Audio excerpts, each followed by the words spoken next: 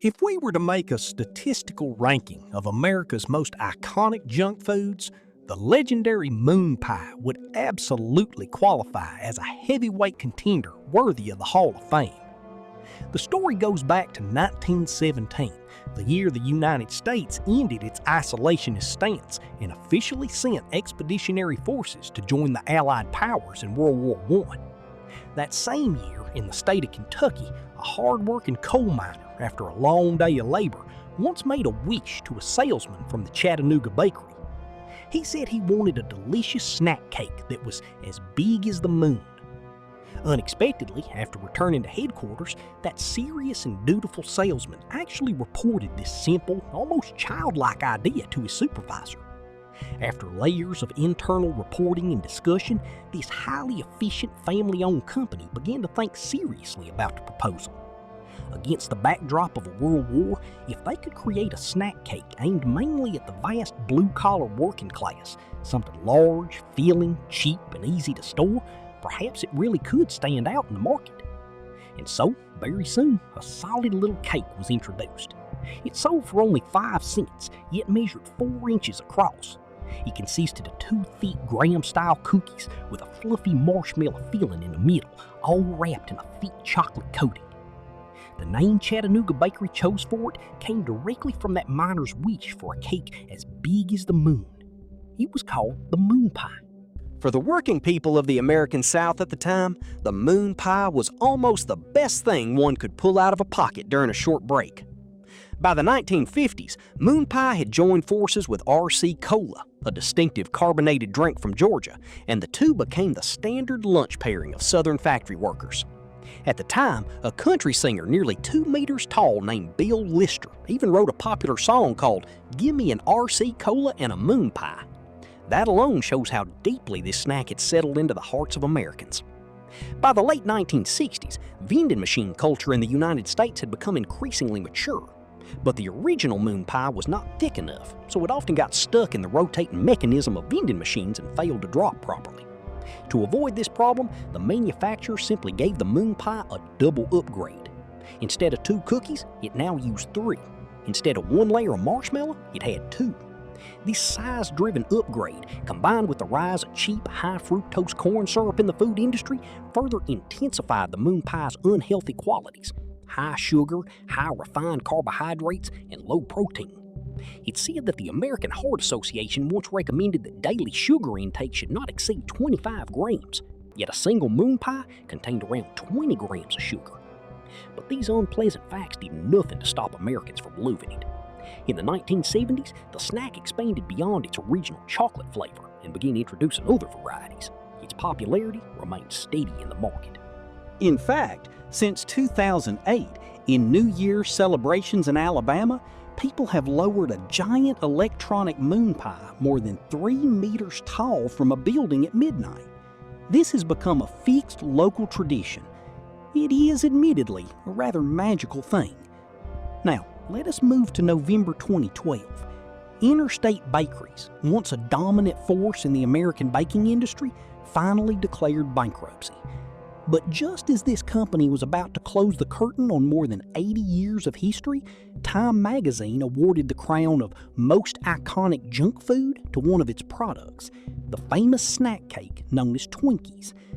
In 1930, inside the strawberry shortcake production facility of Interstate Bakeries, an employee named James Dewar noticed that after strawberry season ended, most of the machinery in the factory simply sat idle.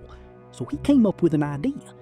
He took the more consistently available cream filling, added a small amount of mashed banana to it, and injected it into soft sponge cake. That was how the first version of the Twinkie was born. At that time, the dark clouds of the Great Depression were sweeping across America.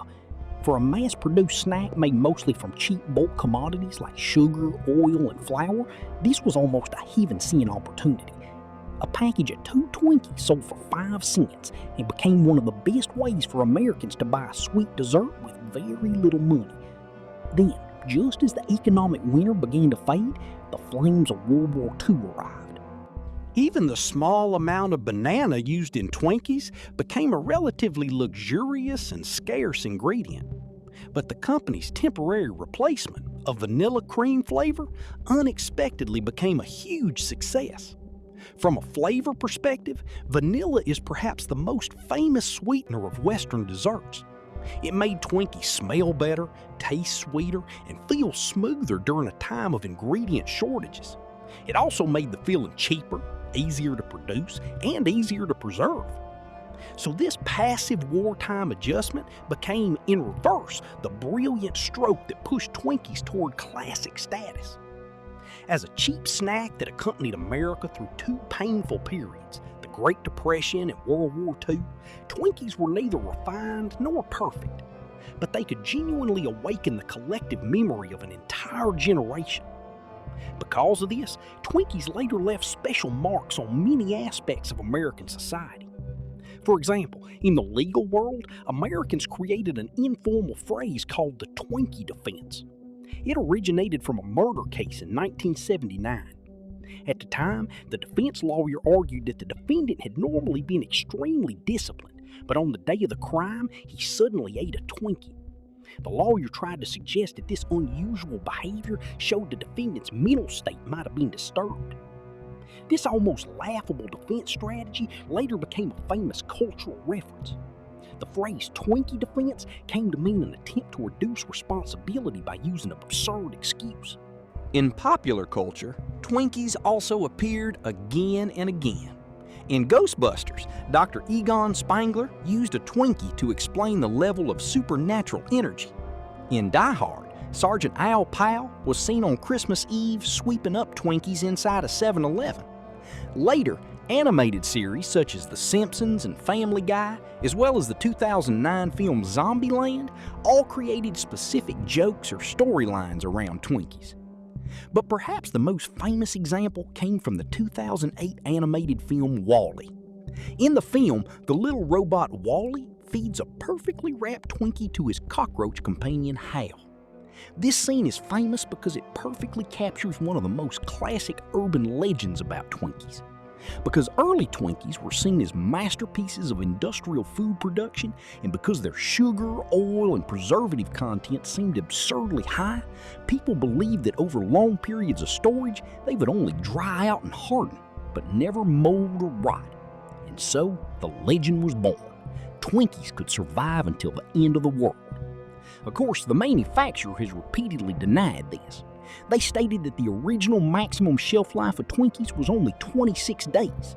Later, after improving the preservative formula, it was extended only to 45 days.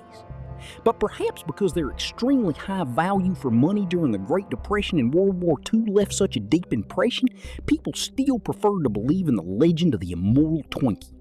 And I think this is one major reason why, in 2012, Time magazine placed Twinkies on the throne of iconic junk food. If the success of moon pie came from the simple needs of early 20th century blue-collar workers, and the rise of Twinkies depended on the historical background of the Great Depression, then their high sugar, high calories, high fat, and heavy oil content could still be understood, at least to some extent. But the next contender entered the golden list of junk food for a different reason entirely. Its success came from America's almost fanatical pursuit of low-cost happiness. In 1978, a New York businessman and former lawyer named Richard LaMotta created a 3-part luxury dessert. It consisted of 2 cookies, a large slab of vanilla ice cream in the middle, and a thick ring of chocolate chips around the side. Taking 1 part from chocolate, 1 part from cookie, and 1 part from sandwich, he named it the Chipwich sandwich. Structurally speaking, this thing was almost the peak of violent aesthetics in the world of packaged assembly line snacks. Its formula for success was simple: pile every delicious snack element together. It is said that in those early days, Richard LaMotta relied only on 60 street vendors using a guerrilla-style sales method. Without entering any supermarkets or major retail chains, the Chipwich sold entirely on its own appeal. On the very first day, it sold 25,000 units. At first bite, the chocolate chips arrive in the mouth with a crunchy, grainy texture. Then comes the sweet fragrance of the cookie, softer, chewier, and more tender. After that, the cool comfort of the vanilla ice cream spreads through the mouth, easing much of the heaviness caused by so many sweet elements overlapping at once. In a single snack, sweetness, aroma, crunchiness, softness, and coldness each occupy their own territory and display their own charm. It is truly the kind of thing that becomes hard to stop eating once you start. It is said that even the inventor himself, Richard LaMotta, fell deeply under its spell. Within just 1 month, because he ate too many Chipwich sandwiches, he gained a full 30 pounds. A junk snack so addictive that even its own creator willingly devoured it again and again, I think that alone is the highest possible confirmation of its taste.